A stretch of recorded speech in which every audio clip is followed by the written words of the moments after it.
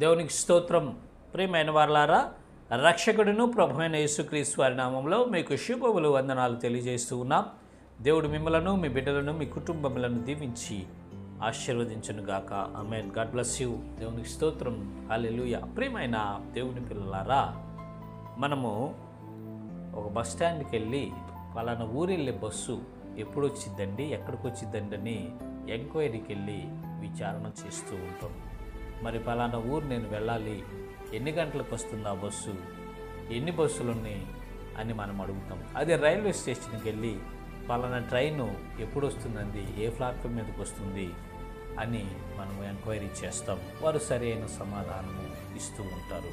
వారికి తెలిసినటువంటి సమాచారం మనకు అందిస్తారు. తెలియకపోతే తెలియదని చెప్తారు. ప్రియమైన దేవుని పిల్లలారా, ఈ భూ సంబంధమైన జీవితంలో కానీ ఆత్మీయ జీవితంలో కానీ మనకు తెలియబడినటువంటి సంగతులు చాలా ఉంటాయండి. మనకు తెలియబడినటువంటి సంగతులు కోకొల్లలుగా ఉంటాయి. అలాంటప్పుడు వాటిని మనుషుల్ని అడుగుట వలన ప్రయోజనం ఉండదు. వారి కొంతవరకు సమాచారం మాత్రం మనకు అందించగలరని కానీ ఎక్కువ సమాచారాన్ని అన్లిమిటెడ్ని మనకు అందించలేరు. మరుగైన వాటిని అసలు బయలుపరచలేరని. అయితే మనకు పూర్తిగా సమాచారం ఇచ్చి మనం అడిగిన ప్రశ్నలకు సమాధానం చెప్పి మనల్ని బలపరిచి, మనల్ని తృప్తిపరిచి, మన సమస్య నుంచి విడిపించేది ఎవరంటే దేవాది దేవుడేనండి. ఆయన వద్ద మనం కానీ విచారణ చేసినట్లయితే ఆయన ఖచ్చితంగా మనకు ఉత్తరం ఇచ్చి దాని గురించి జవాబు ఇచ్చి తెలియచేస్తారు అని పరిశుద్ధ లేఖనాలు రాయబడి ఉంది. ఓ భక్తుడు యెహోవా యొద్ద విచారణ చేసి ఆయన ద్వారా సమాధానం పొందుకొని తన జీవితంలో గొప్ప కార్యాలు, సాహస కార్యాలు, అద్భుతాలు చేసినట్లుగా మనము చూస్తాం. ప్రియమైన దేవుని పిల్లలారా, చూద్దాము లేఖన భాగము కీర్తనల గ్రంథము 34వ కీర్తన 4వ చరణము. నేను యెహోవా యొద్ద విచారణ చేయగా ఆయన నాకు ఉత్తరం ఇచ్చాను. దేవునికి స్తోత్రం. హల్లెలూయా.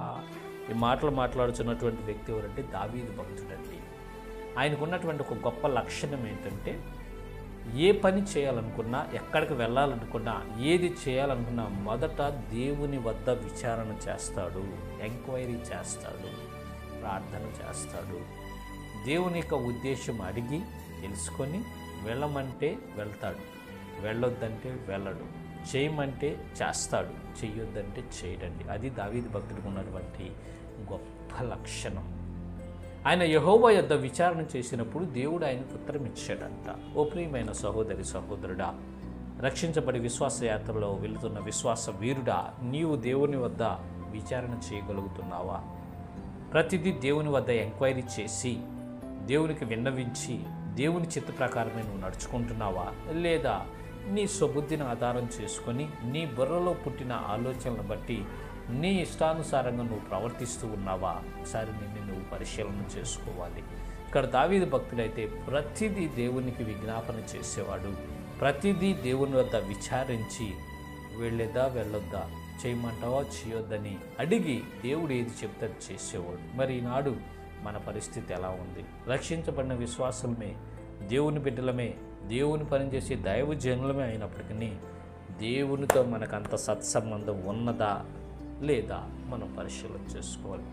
ఏదో జనాల మీద, ప్రజలను దృష్టి మనం పెట్టుకొని, ప్రజల మీద మైండ్ పెట్టుకొని మన మనసుకు నచ్చినట్లు మనం చేసి, ఇదే దేవుడు నాకు చెప్పాడు, దేవుడు నా చేత చేయిస్తున్నాడు, ఇదే దేవుని చిత్తం నువ్వు అనుకుంటున్నావేమో, నీ స్వబుద్ధిని ఆధారం చేసుకుని నడుచుకుంటూ దైవ చిత్తాన్ని మెలేస్తూ ఉన్నావేమో. సహోదరుడా, సహోదరి, నిన్ను నీవు పరిశీలన చేసుకో. నీవు దేవుని వద్ద విచారణ చేయగలుగుతున్నావా? దేవుడు నీకు ఉత్తరం ఇస్తున్నాడా? దేవుడు నీకు ఉత్తరం ఇస్తున్నాడా? దేవుడు నీకు ఉత్తరం ఇస్తున్నాడా? దయచేసి గమనించండి. మనము ప్రతిదీ దేవుని వద్ద విచారణ చేద్దాం. దావీదు భక్తుడికి ఉత్తరం ఇచ్చినటువంటి దేవుడు నీకు, నాకు, మనందరికీ ఆయన ఉత్తరం ఇచ్చేటప్పుడు సిద్ధంగా ఉన్నారు. ఏ పని చేయాలన్నా, మరి ముఖ్యంగా దేవుని సేవ ఆయన చిత్త ప్రకారమే జరగాలి. ప్రియులారా, మన పని కాదు, మన ఇంట్లో పని కాదు, మన పర్సనల్ వర్క్ కాదు, దేవుని సేవ దైవ చిత్త ప్రకారమే జరగాలి. ఆయన యొద్ద ఎంక్వైరీ చేద్దాము. ఆయన ద్వారా మనము సమాధానం పొందుకొని ఆయన చిత్త ప్రకారం నడుచుకొని అద్భుతాలు జరిగించుదాం. ఇటు కృప దేవుడు మనందరికీ కలుగు చేయనుగాక. ఆమేన్. God bless you. దేవుని స్తోత్రం. హల్లెలూయా. ప్రైజ్.